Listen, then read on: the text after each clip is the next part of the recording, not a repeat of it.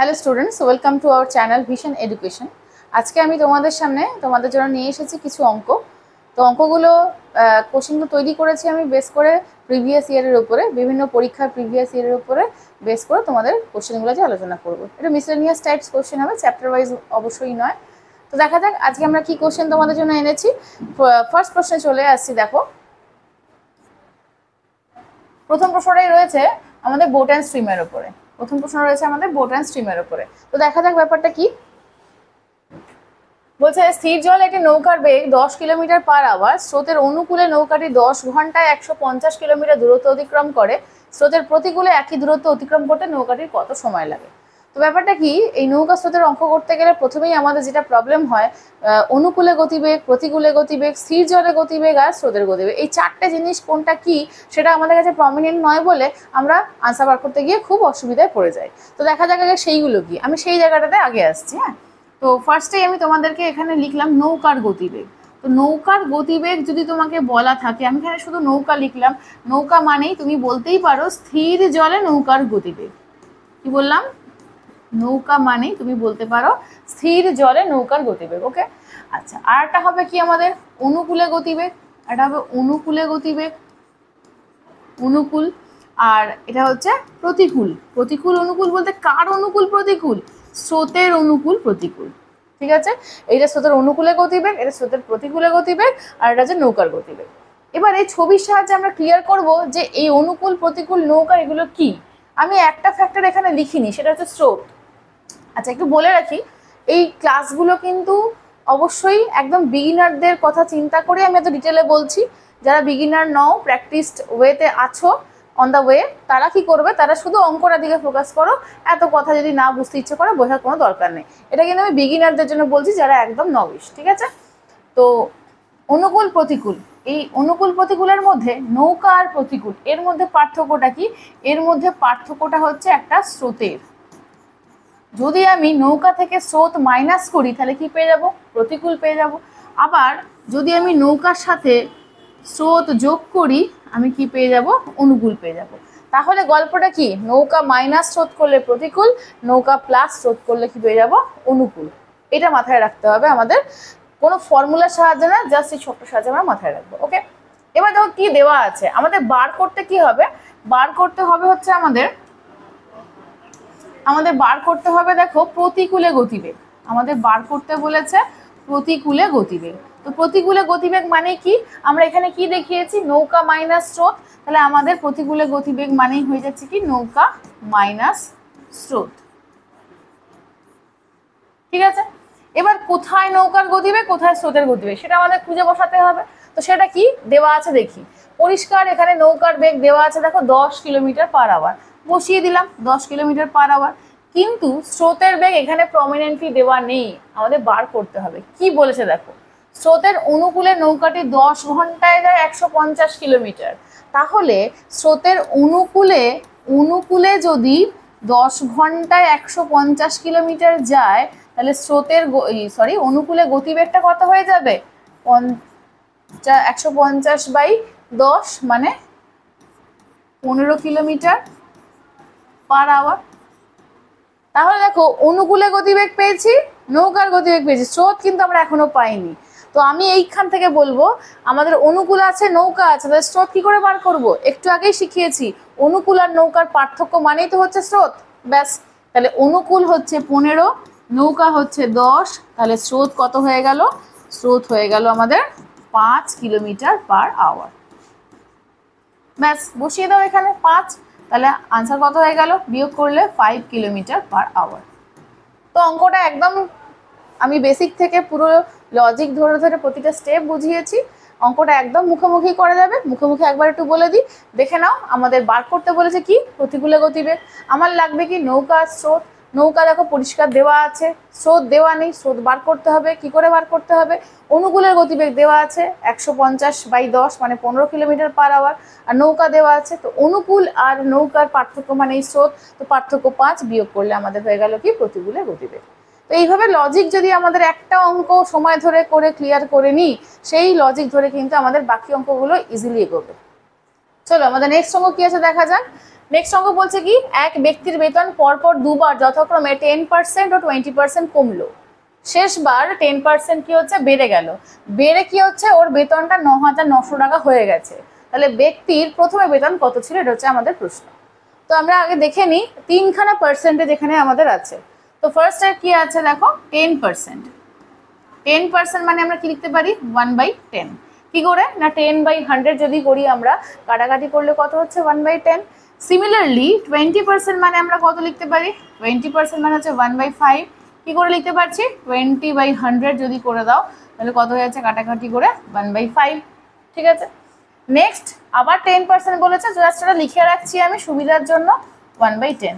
তো এত কিছু যে হলো এগুলো কি আসলে বলেছে, প্রথমটা কমলো, আমি নিচের দিকে অ্যারো চিহ্ন দিচ্ছি মানে ওটা কমাকে ইন্ডিকেট করছি, আর যদি উপরের দিকে অ্যারো দিই সেটা হচ্ছে বেড়ে যাওয়াকে ইন্ডিকেট করছি। ওকে, তাহলে এগুলো কি কমে যাচ্ছে, এটা বেড়ে যাচ্ছে। তো এরকম তোমাকে তিনটে পার্সেন্টেজ দিয়েছে, সেটা দুটোও দিতে পারে, তিনটে, চারটে, পাঁচটা, যা খুশি দিতে পারে। আমরা যে রুলটা অ্যাপ্লাই করব সেই রুলে আমরা সব কিছুতেই অঙ্কটা করতে পারবো। তো দেখা যাক, প্রথমে বলছে দেখো 10% বেড়েছে, তাহলে 10 টাকা থেকে 1 টাকা বেড়ে কত হয়ে গেছে, কমেছে বলেছে না, প্রথমে কমেছে বলেছে। 10 টাকা থেকে 1 টাকা কমে কত হয়ে গেছে 9 টাকা। এটা কিন্তু খুব খেয়াল করতে হবে বেড়েছে না কমেছে। কমেছে বলে আমি কি করলাম 1 বিয়োগ করলাম, যদি বাড়তো তাহলে কি হতো 1 যোগ হতো। ওকে, নেক্সট 5 টাকা ছিল, কমেছে, এটাও কমেছে ইন্ডিকেট করা আছে, কত হয়ে গেছে 4 টাকা হয়ে গেছে। এটা বেড়েছে, 10 টাকা ছিল, ক টাকা হয়ে গেছে 1 টাকা বেড়েছে মানে 11 টাকা হয়ে গেছে। 10 টাকা থেকে হয়ে গেছে কত টাকা 11 টাকা। ব্যাস, এবার আমরা কি করব দেখে নি কাটাকাটি করা যাবে কিনা। যাচ্ছে আমি দেখে নিয়েছি, এটাকে 2 দিয়ে কাটছি, এটাকে 2 দিয়ে কাটলে কত হচ্ছে 5, এটাও 5। 3টে 5 গুণ করলে হচ্ছে 125, আর এটা হয়ে গেল কত 99। তার মানে খুব মানে এখান থেকে পরিষ্কার একটা বোঝা যাচ্ছে জিনিসটা, যে আমাদের এখানে স্যালারি কত ছিল, স্যালারি ছিল লোকটার হচ্ছে 125 টাকা, আর এখন কত হয়ে গেছে 99 টাকা। তো এটা তো জাস্ট আমি ফ্র্যাকশনে বার করেছি, কোশ্চেনে কি দেওয়া আছে, কোশ্চেনে দেখো বলা আছে স্যালারি বেড়ে হয়েছে এই টাকাটা, তাহলে বেড়ে যদি ওই টাকাটা হয় তাহলে আমি পরিষ্কারভাবে বলতে পারছি এটা মানেই কত 9900।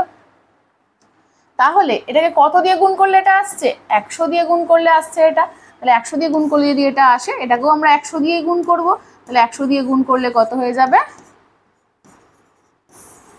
100 দিয়ে গুণ করলে হয়ে যাবে 12,500 টাকা, মানে হয়ে যাচ্ছে অপশন বি। ক্লিয়ার? তো পার্সেন্টেজের এই জায়গাটা খেয়াল করবে, এই রুলটা কিন্তু বিভিন্ন চ্যাপ্টারে অ্যাপ্লাই করা যায় এবং অঙ্ক অনেকটা সহজ করা যায়। এবার আমরা চলে যাচ্ছি নেক্সট অঙ্কে।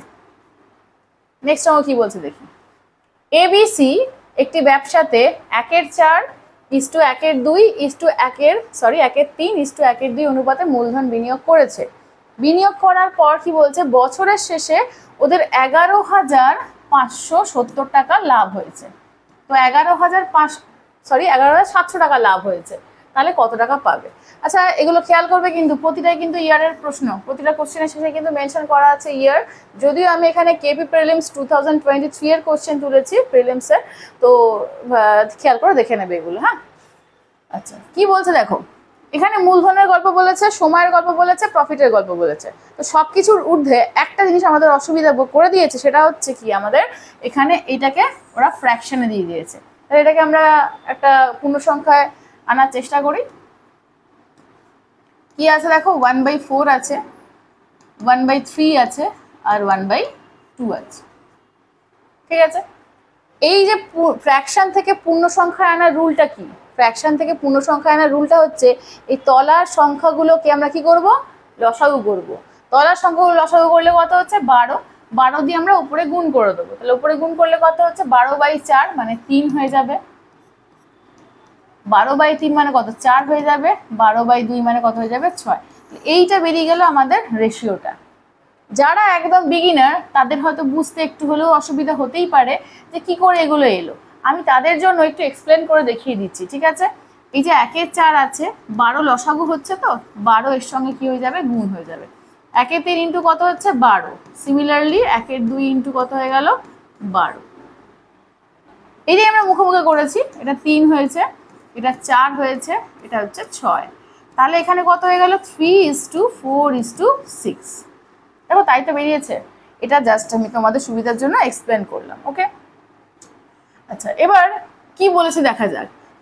এটা কি বলেছিল, মূলধনের অনুপাত, মানে সোজা কথা হচ্ছে ক্যাপিটাল আমাদেরকে বলা আছে কত, 3:4, ক্যাপিটাল বলা আছে 3:4:6,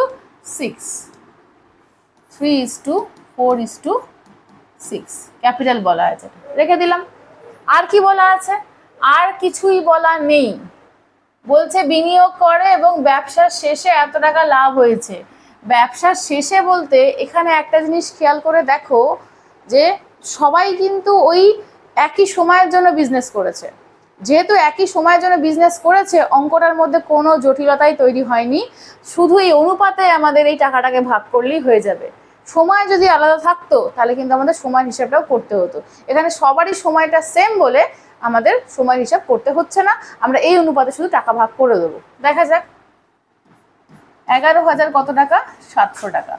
কার টাকা চেয়েছে, চেয়েছে হচ্ছে বি এর টাকা। বি কত টাকা পেয়েছে, তাহলে বি কত টাকা পেয়েছে দেখা যাক। এটা ইন্টু বি কত, এখানে 4, যেটা লাগবে সেটা উপরে বসাবো। অনুপাতে ভাগ করার নিয়মই হচ্ছে এটা, যেটা লাগবে সেটা উপরে বসাবো, সবার যোগফলটা নিচে বসাবো। সবার যোগফল বলতে এখানে কত, 3 আর 4 7 আর 6 কত হচ্ছে 13।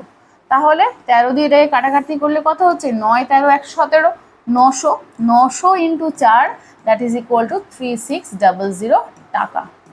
অঙ্ক শেষ হয়ে গেল। কিন্তু আমাদের এই পোর্শনটা লিখতেও তো টাইম লাগছে, ঠিক আছে? লিখে তো করতেই পারছো, কোনো সমস্যা নেই। এবার যদি একটু মুখে মুখে করা যেত তাহলে আরো সুবিধা হতো। আমরা মুখে মুখে যদি করতে চাই, কি করব দেখে নাও। 3 4 7 6 যোগ করলে কত হচ্ছে 13। তো 13 মানেই এখানে কত দেওয়া আছে, 13 মানেই হচ্ছে 117। কত দিয়ে গুণ করলে আসছে, 9 দিয়ে গুণ করলে আসছে। তো যেহেতু 9 দিয়ে গুণ করলে আসছে, তাহলে এই 3:4:6 এ 9 দিয়ে গুণ করলে এটা কত আসবে 27, এটা কত আসবে 36, এটা আসবে কত 54। এবার শূন্যগুলো পাশে বসিয়ে নাও, কোনো সমস্যা নেই। তাহলে আমরা মুখে মুখে কিন্তু হিসাব করতে পারবো, সেটা আমি দেখিয়ে দিলাম। একবারই আসবে না, আস্তে আস্তে এগুলো চেষ্টা করতে থাকবে, চলে আসবে একদিন। ওকে, তো চলো দেখা যাক পরের অঙ্ক কি আছে।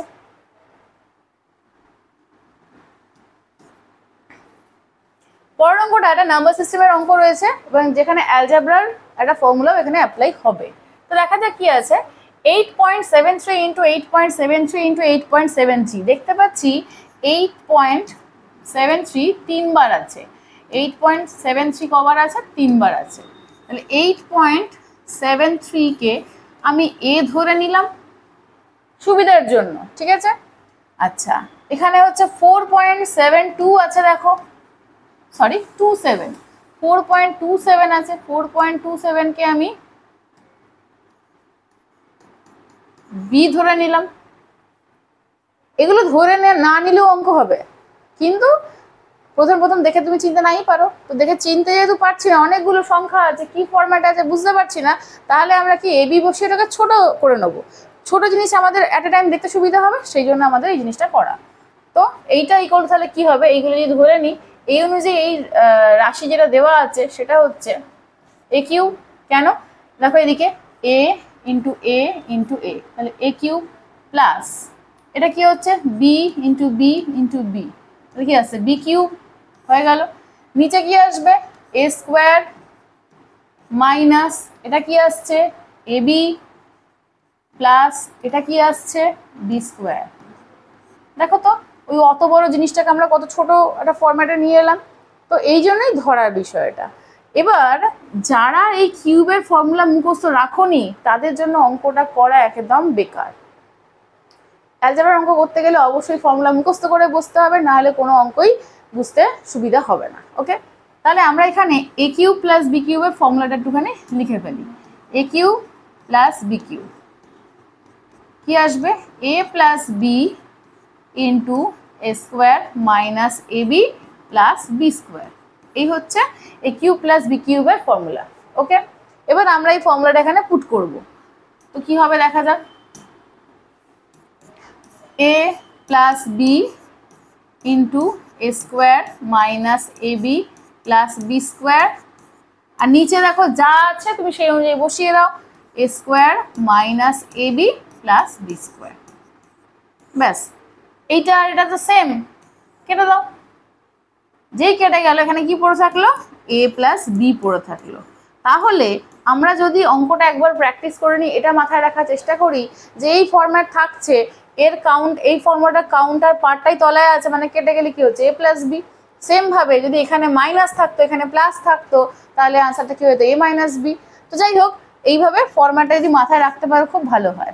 তো এ প্লাস বি যেহেতু আমাদের ওখানে এক্সপ্রেশনটার একটা ইয়ে বেরিয়েছে, মানে রেজাল্ট বেরিয়েছে, তাহলে এর মান কত হচ্ছে 8.73 প্লাস হচ্ছে 4.27। আমি এখানে কি করলাম, এ আর বি এর মানগুলো বসিয়ে দিলাম, এ আর বি এর মানগুলো ওখানে বসিয়ে দিলাম কি 8.73 আর 4.27। ব্যাস, এবার এটা কত হচ্ছে 12 আর একে 13 হয়ে গেল আমাদের আনসার। 13 হয়েছে আনসার, মানে অপশান এ, অপশান এ হয়ে গেল আমাদের আনসার। ওকে, তাহলে এই যে অ্যালজেব্রা, এখানে একটা জাস্ট নমুনা দেখালাম যে এই অঙ্ক পরীক্ষায় আসে। এরকম কিন্তু আরও অনেক আমাদের রুল আছে, ফর্মুলা আছে, সেই রুলগুলো আমাদের মুখস্থ করতে হবে। ফর্মুলাগুলো না মুখস্থ করলে অ্যালজেব্রা অঙ্ক কিন্তু আমরা করে আসতে পারবো না। তো এখানে অ্যালজেব্রা থেকে নাম্বার সিস্টেম থেকে মোটামুটি কিন্তু 4-5টা করে কোশ্চেন আসেই টোটাল নাম্বার সিস্টেম অ্যালজেব্রা মিলিয়ে, তো সেগুলো কিন্তু ছাড়া যাবে না। ওকে, চলো নেক্সট কোশ্চেনে যাই। কোশ্চেন নাম্বার 5 কি বলছে, এ ও বি এর গড় আয় হচ্ছে 3,300 টাকা, বি আর সি এর গড় আয় হচ্ছে 3,000 টাকা, এ আর সি এর গড় আয় হচ্ছে এত, তিনজনের গড় আয় কত? অঙ্কটা আমি আগে এক্সপ্লেন করব, তারপরে আমরা শর্ট ট্রিকটা বলবো। আগে আমি একটু এক্সপ্লেন করি, ঠিক আছে, তারপরে আমি শর্ট ট্রিকটা বলবো। তোমরা নিজেরাই শর্ট ট্রিক বার করতে পারবে, মানে শর্ট ট্রিক মানে তো কোনো ফর্মুলা নয়, লজিক্যাল শর্ট। তোমরা একটা অঙ্ক এক্সপ্লেন করার পর নিজেরাই সেখান থেকে শর্ট ট্রিকে আসতে পারবে। তো দেখা যাক কি হচ্ছে এখানে। এ আর বি এর গড় আয় বলেছে, তাহলে এ আর বি এর গড় আয় যদি 3,300 টাকা হয়, তাহলে মোট আয় কত হবে 2 × 3,300। একদমই কিন্তু আমরা গুণটা করব না। ওকে, next, A B R C এর গড় আয়, বি আর সি এর গড় আয় বলেছে কত 3,000 টাকা। তাহলে আমরা মোটেই গুণটা কমপ্লিট করব না, 2 × 3,000 লিখে দিলাম। তাহলে 2 কেন গুণ করছি, দুজনের গড় যদি 3,000 টাকা হয় তাহলে মোট কত হয়ে যাবে 2 × 3,000। দুজনের গড় যদি 3,300 হয় তাহলে মোট কত হয়ে যাবে 2 × 3,300। এইভাবে আমরা দেখব। এ আর সি, নেক্সট বলেছে এ আর সি এর গড় কত 2,700, তাই 2 × 2,700।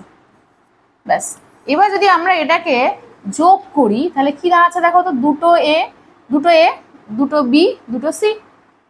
তাহলে এটাকে আমরা লিখতে পারি তো 2 × a + b + c। এটা মানে আবার এখানে 2 কমন আছে, 2 যদি কমন থাকে এখানে 2 হলো, তাহলে এখানে কত হলো 0 0 + 3 0 0 0 + 2 7 0 0। খেয়াল করো এটা কেটে যাচ্ছে, তাই তো। আমি এটাই দেখানোর চেষ্টা করলাম, সরি, আমি এটাই দেখানোর চেষ্টা করলাম যে A B B C C এ এদের যদি গড় দেওয়া থাকে, ওই তিনটে গড় যোগ করলেই আমরা এবিসির মোটটা পেয়ে যাব। দেখো এখান থেকে তাই বেরোলো না, এবিসি এটা তো মোটটাই বেরোলো, এখন কিন্তু গড় বার করিনি আমরা, মোট। তাহলে এবিসির মোট হয়ে গেল, আমি এবার শর্ট ট্রিকে চলে যাচ্ছি, তাহলে এবিসির মোট হয়ে গেল 3,300 + 3,000 প্লাস হচ্ছে 2,700 হয়ে গেল। এবার যদি মোট এটা হয় তাহলে গড় কত হবে, তিনজনের মোট হচ্ছে এটা, তিনজনের গড় কত হবে 3 দিয়ে ভাগ করব, তো 3 দিয়ে ভাগ করে দিলাম। ব্যাস, এবার ইন্ডিভিজুয়ালি কাটাকাটি করে নিই। এখানে কত হয়ে গেল 1,100, এখানে কত হয়ে গেল 1,000, এখানে কত হয়ে গেল 900। ব্যাস, 900 এর 2,000, এখানে হয়ে গেল কত 3,000। তাহলে আমাদের দেখো ক্যালকুলেশনটা কতটা সহজ হলো ব্যাপারটা। এবার যদি তুমি না জেনে শুনে গুণগুলো করে আবার তোমাকে 2 দিয়ে ভাগ করতে হতো, দিয়ে আবার 3 দিয়ে ভাগ করতে হতো, সেটা অনেক সময় সাপেক্ষ হয়ে যেত। আমরা কিন্তু পরীক্ষায় করব এই পার্টটা, ঠিক আছে। এবার অনেকের এই অঙ্কটাতে এখানে একটা প্রবলেম হবে কি, নিচে তো একটা 3 আছে, একটা 3 দিয়ে 3টে কি করে কাটলেন। ব্যাপারটা কি, আমি যদি এইটার এবার এক্সপ্লেনেশন দিয়ে দিচ্ছি, আমি যদি ওইখানে ওইভাবে না কেটে আমি এইভাবে করতাম, 3 কমন নিতাম, 3 কমন নিলে কত থাকতো 1,100, 3 কমন নিলে কত থাকতো 1,000, 3 কমন নিলে কত থাকতো 900, এটা বাই 3, তাহলে আমি এই 3 কাটতে পারতাম তো, সেটাই আমি ওইভাবে কমন নিয়ে আর লাইনটা না লিখে একবারে কেটে দিয়েছি। মাঝখানে যোগ বিয়োগ থাকলে আমরা এইভাবে কাটাকাটি করতে পারি, এটা পসিবল, বাট মাঝখানে গুণ ভাগ থাকলে কিন্তু এইভাবে কাটাকাটি পসিবল নয়, ওটা একবারই কাটবে। ঠিক আছে, তো এই ছিল আমাদের আজকের অঙ্ক। 5টা অঙ্ক তোমাদের জন্য রেখেছিলাম, জাস্ট দেখো, শুরুটা করো ভালো করে, তারপরে তো আছি আর কি। আচ্ছা, দুটো ইনফরমেশন দেওয়ার আছে, একটু বলে নিই। আমাদের অনলাইনের ব্যাচ শুরু হচ্ছে 5th অগস্ট থেকে। 5th অগস্ট থেকে আমাদের একটা অনলাইনের ব্যাচ শুরু হচ্ছে। 5th অগস্ট থেকে অনলাইনের ব্যাচ শুরু হচ্ছে। সেই ব্যাচের কোর্স ফিজ মাত্র 699 টাকা। এবার তোমরা প্রশ্ন করতে পারো 699 টাকা তোমরা কি কি ফেসিলিটিস পাবে।